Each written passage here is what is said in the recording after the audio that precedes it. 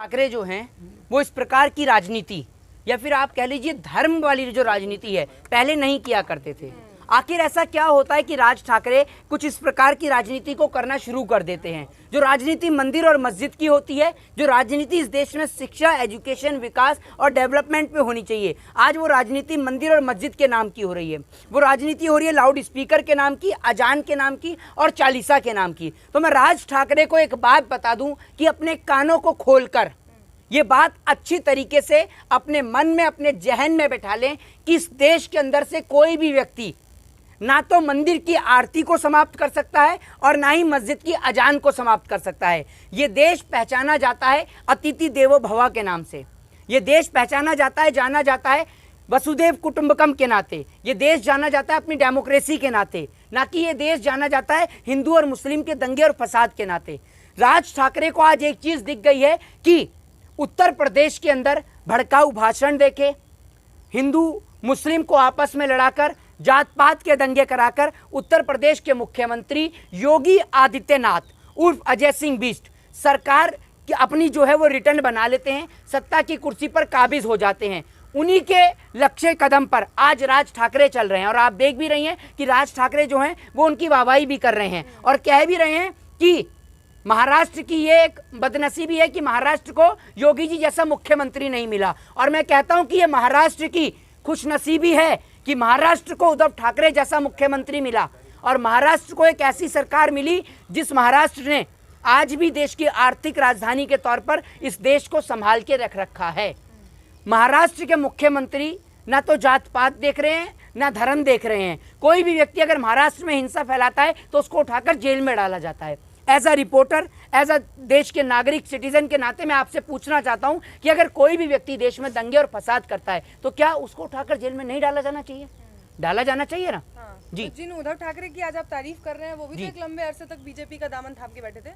देखिए, मैं आपको एक बात बता दूं कि अगर कोई व्यक्ति गलती करता है और गलती करने के बाद अगर उसको अपनी गलती का पश्चाताप है तो हम उसकी गलती को माफ कर सकते हैं, क्योंकि क्षमा जो है वो बड़ों को दिखाता है, बड़ों को दर्शाता है। और कोई व्यक्ति अपनी गलती को आप ये देखिए भुलाते हुए आज देश के अंदर सेकुलरिज्म का सबसे बड़ा एक प्रूफ बन रहा है, एक प्रमाण बन रहा है, इससे बड़ी बात क्या होगी। लेकिन आप राज ठाकरे से ये पूछिए कि भैया आप किसी मंदिर के पंडित हैं या किसी मस्जिद के मौलाना हैं?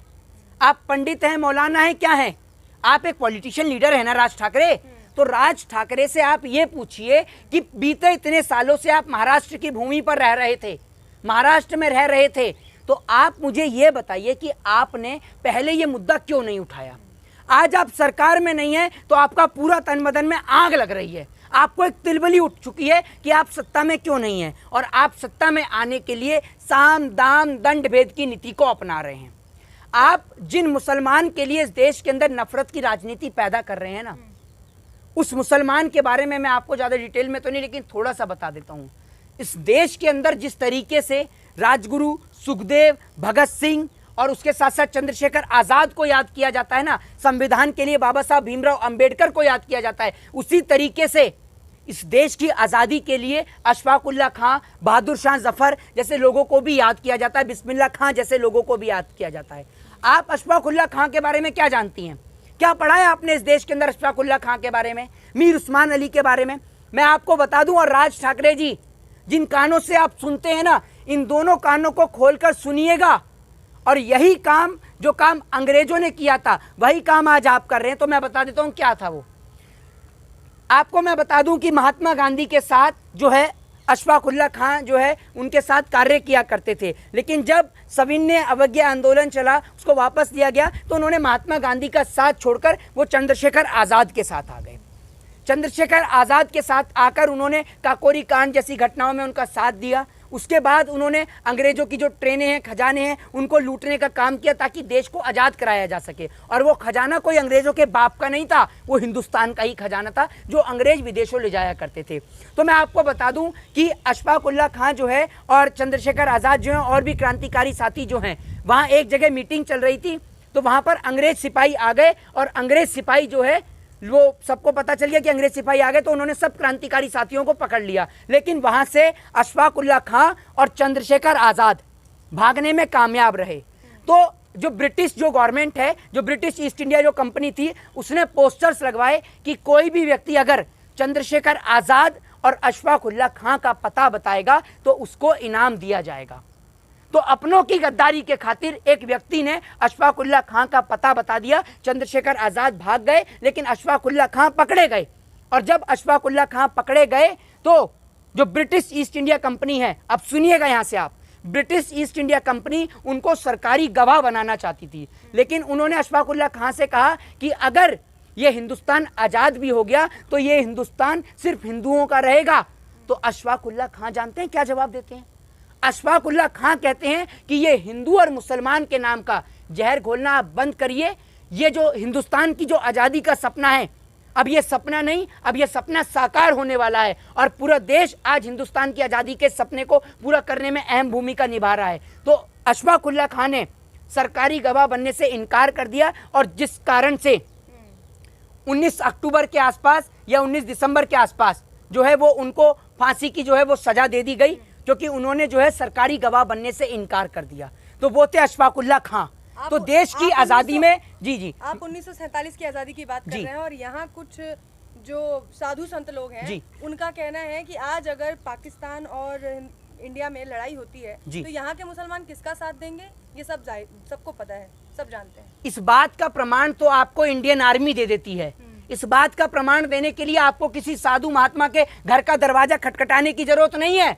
इस बात का प्रमाण आपको इंडियन आर्मी दे देगी। आज गूगल का प्रयोग देश के अंदर हर एक नागरिक करता है। जाइए और गूगल पे सर्च कर लीजिए। जब देश के खातिर कोई भारत माँ का वीर सपूत शहीद होता है ना, तो उसकी गिनती ऐसे नहीं कराई जाती कि एक हिंदू शहीद हुआ है, एक मुसलमान शहीद हुआ है, एक सिख शहीद हुआ है, एक ईसाई शहीद हुआ है, एक ब्राह्मण शहीद हुआ है, एक शूद्र शहीद हुआ है, एक वैश्य शहीद हुआ है, एक क्षत्रिय शहीद हुआ है। नहीं, उसकी गिनती इसमें होती है कि भारत माँ के 14 वीर सपूत शहीद हुए, उनकी गिनती भारतीय में होती है। ठीक है ना? तो आज भी इस देश के अंदर चाहे वो मुसलमान की माँ हो, चाहे वो हिंदू की माँ हो, चाहे वो सिख की हो, चाहे ईसाई की हो, सभी की माँ अपने बेटों को अपनी भारत माँ के खातिर, इस देश के खातिर कुर्बान करती हैं। आप आर्मी के अंदर देख लीजिएगा, ये तो राज ठाकरे जैसे लोग हैं जिन्हों को कुर्सी से इतना प्रेम है कि कुर्सी के खातिर और कुर्सी ना मिलने से बेचैनी हो चुकी है। और बेचैनी इतनी बढ़ गई है या तो कुर्सी के कारण या फिर इनके ऊपर भी भाजपा ने ईडी, सीबीआई या इनके कोई पुराने मुद्दे या केसेस का प्रेशर इनके ऊपर बिठा दिया होगा, जिस कारण जो है राज ठाकरे डरे हुए हैं या इस प्रकार के स्टेटमेंट दे रहे हैं। इस वक्त हम ऐसे देश में हैं जहां अगर आपको राजनीति करनी है, कुर्सी तक आना है, तो सिर्फ हिंदू और मुसलमान करना होगा। बिल्कुल, अगर आप हिंदू मुसलमान नहीं करेंगे तो देश के अंदर आज आर्थिक स्थिति इतनी खराब है, उस पर चर्चा होगी। देश के अंदर आप देख लीजिए कि आप मोबाइल डेटा के मामले में देख लीजिए, पाकिस्तान बांग्लादेश का डेटा देख लीजिए, हमारा देख लीजिए। देश के अंदर आप एजुकेशन को देख लीजिए, हेल्थ को देख लीजिए, डेवलपमेंट को देख लीजिए। अरे राज ठाकरे ये भी तो स्टेटमेंट दे सकते थे कि भैया अगर कोई भी स्कूल का बच्चा, स्कूल के कोई भी स्कूल वाला अगर बच्चों को फ्री में नहीं पढ़ाएगा तो मैं उस स्कूल के बाहर धरना देके बैठूंगा। अगर कोई भी कॉलेज वाला इस देश के अंदर बेटियों को कॉलेज के अंदर उनसे फीस मांगेगा या अवैध फीस की वसूली करेगा, उनसे भ्रष्टाचार करेगा, तो मैं उस कॉलेज के बाहर धरना प्रदर्शन करूंगा। अगर कोई भी नेता इस देश के अंदर देश के नौजवानों को रोजगार देने में असफल रहेगा तो मैं उसके घर के बाहर धरना प्रदर्शन करूंगा। तो ये एक राजनेता का कर्तव्य होता है और ये राजनेता के कार्य होते हैं। ये नहीं अरे वहां तो मस्जिद का अजान हो रही है, अरे वहां हनुमान चालीसा हो रही है। अबे तुम किसी मंदिर के मौलाना पंडित नहीं हो, तुम राजनेता हो और तुम राजनीति कर रहे हो ये सड़क छाप लोगों को लड़ाने के लिए। अरे हिंदुस्तान आज तरक्की चाहता है, तेजी से बढ़ती हिंदुस्तान की अर्थव्यवस्था को आज आपने पटरी पर लाकर खड़ा कर दिया। अब क्या आप हिंदुस्तान को दोबारा गुलाम बनाना चाहते हैं? इस बात का मुझे जवाब दीजिए और इस प्रकार के लोगों से सावधान रहिए और इस प्रकार के लोगों की ना खबर चलाइए। नहीं तो राज ठाकरे अगर योगी जी से इम्प्रेस हैं तो इसमें गलत क्या है? अब योगी जी के जब देखिए इस बार की ईद में सड़कों पर उत्तर प्रदेश में नमाज नहीं पढ़ी गई, सड़कें साफ थी। मैं आपसे एक बात सुन लीजिए, मैं आपको एक बात बता देता हूँ। अगर साल में किसी का एक पर्व आता है, भाई मैं अपने धर्म को भी लेके चलता हूँ। मेरे धर्म में नवरात्रि भी आती है और मेरे धर्म में नवरात्रि जो है वो आप देखते हैं कि 2 बार आती है नवरात्रि पूरे साल में। तो हमारे नवरात्रि में माता रानी का जागरण होता है। तो भैया आज आप अगर इनको हटवा रहे हैं तो कल को आप माता रानी का जागरण अगर हम सड़क पे करेंगे तो आप हमें भी हटवाएंगे।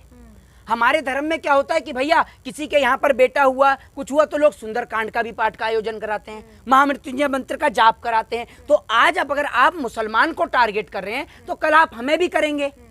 भाई हमारे देश के अंदर आप ये देखिए हर एक व्यक्ति का कार्यक्रम होता है। अभी हमने बाबा साहब भीमराव अंबेडकर की जयंती पे पूरे जो हमारे एडवोकेट्स लोग हैं, तमाम जो लोग हैं जो पढ़ाई कर रहे हैं, हमने इतनी बड़ी उनकी यात्रा निकाली, पूरी कार्यक्रम भी करा हमने, ठीक है ना, संविधान के अवसर पर आप देखिए। तो आप ये बताइए कि तो हम भी तो कार्यक्रम करते हैं, आज आप उनको टारगेट कर रहे हैं तो कल आप हमें भी करेंगे। तो मुद्दा ये नहीं है, लोग एक दूसरे को कोऑपरेट करते हैं और कोई व्यक्ति को कोई तकलीफ नहीं होती। और आपने कही जाम की बात, जब इस देश के अंदर नेता मंत्रियों का, राजनेताओं का काफिला निकलता है तब भी तो जाम की समस्या होती है, तब भी तो होती है ना। अभी यहाँ से प्रधानमंत्री जी का काफिला निकल जाए, पूरा रेड अलर्ट हो जाएगा, कोई आप एक गाड़ी लेके नहीं निकल सकते यहाँ से, तब भी तो तकलीफ है लोगों को, देश के लोगों को तकलीफ है। लेकिन उस तकलीफ से किसी को कोई तकलीफ नहीं है। लेकिन इस तकलीफ से कि भैया मंदिर में आरती हो रही है, मंदिर में जागरण हो रहा है, या अजान हो रही है, चालीसा हो रही है, कुरान हो रही है, तो आपको तकलीफ है, ऐसा क्यों? मोहित, सबसे बड़ा सवाल ये भी है कि इस तरीके की बयानबाजियों से जो लोगों का जो सामाजिक सद्भाव है, जो आपसी भाईचारा है, उस पर कितना असर पड़ता है? ये तो आप इसका नतीजा तो आप देख ही चुकी हैं, दिल्ली दंगे के तौर पे देख चुकी हैं, आप उत्तर प्रदेश में जो दंगे फसाद हुए थे उनको आप देख चुकी हैं, रामनवमी के पावन अवसर पे आप देख चुकी हैं, मध्य प्रदेश और खरगोन देख चुकी हैं, आप देख चुकी हैं जहांगीरपुरी। आज जो त्योहार हैं, जो त्योहार इस देश के अंदर आप कहिए कि लोगों को जोड़ने का काम करते थे, ईद है तो हिंदू मुस्लिम आपस में गले लगते थे, दिवाली है तो साथ में एक साथ पूजा में बैठा करते थे। आज उन्होंने मैं एक बात कहना चाहता हूं कि हमारे अंदर मतभेद हो तो चलेगा, लेकिन मनभेद नहीं होना चाहिए। लेकिन आज इन्होंने लोगों के अंदर मनभेद कर दिया है, और मनभेद की राजनीति सबसे गलत और गंदी है। अटल जी कहा करते थे ये। जी बिल्कुल। और उन्हीं की पार्टी आज सारा ड्रामा कर रही है। तो ये उनके नक्शे कदम पे चलते ही कहाँ है?